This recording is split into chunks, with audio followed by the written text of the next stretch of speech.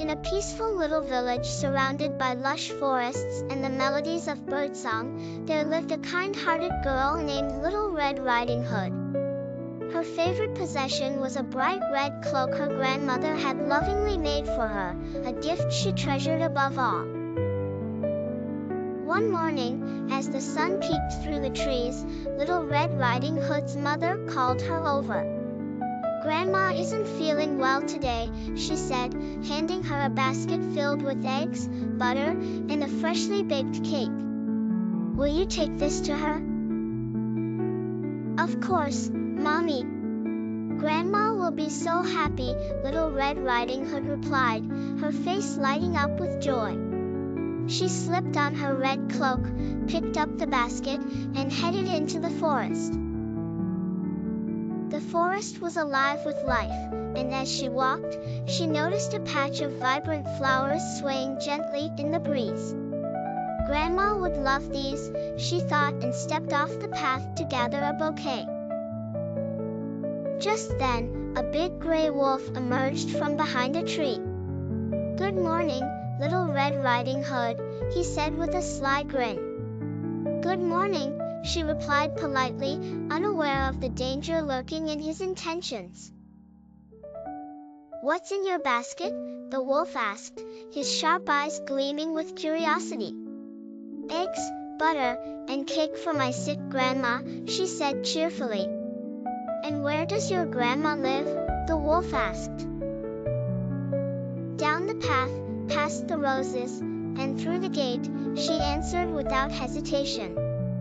Satisfied with the answer, the wolf dashed away, heading straight to Grandma's house, while Little Red Riding Hood continued picking flowers. At Grandma's cottage, the wolf sneaked inside, his sharp claws making barely a sound. Grandma quickly hid herself in the closet, leaving the wolf to don her nightcap and slip into bed. When Little Red Riding Hood arrived, she called out, "Good morning, Grandma. I brought you food and flowers." "Come in, my dear," the wolf said, mimicking Grandma's voice. As Little Red Riding Hood stepped closer, she frowned. Something didn't seem right. "Grandma, your ears are so big." "To hear you better, my dear," the wolf replied. "Grandma, your eyes are so big." "To see you better, my dear." "Grandma, your nose is so big." "To smell you better, my dear." "And your mouth is so big." "The better to eat you with, my dear," the wolf roared. The wolf leaped from the bed with his sharp teeth bared. Little Red Riding Hood screamed, "Help! Wolf!" Her cries reached her father, who rushed into the house just in time.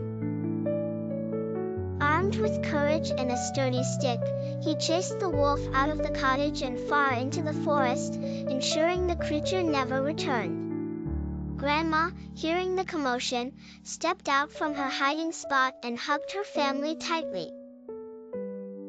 "I'm so glad you're both safe," she said, tears of relief in her eyes. "I promise to always stay on the path and be more careful," Little Red Riding Hood vowed. From that day on, their home was filled with love and laughter, a reminder of the strength they shared.